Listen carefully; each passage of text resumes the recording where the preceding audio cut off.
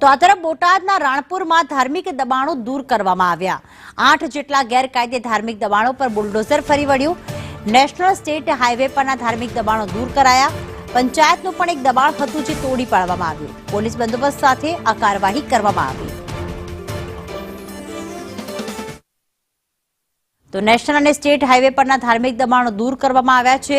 ખાસ પંચાયતનું પણ એક દબાણ હતું જે 8 કુલ થાય છે ધાર્મિક દબાણો જેને દૂર કરવામાં આવ્યા છે। રાણપુર મામલતદાર, નાયબ મામલતદાર તેમજ પોલીસ બંદોબસ્ત સાથે આ દબાણ હટાવવામાં આવ્યા।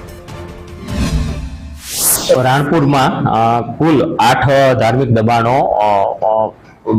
હતા, જે પૈકી નેશનલ હાઈવેના 3 ધાર્મિક દબાણો, સ્ટેટ આરએનબી સ્ટેટના 4 દબાણો અને આરએનબી પંચાયતનો 1 દબાણ થઈ કુલ 8 દબાણો ધાર્મિક દબાણો હેઠળ નોંધાયેલા હતા।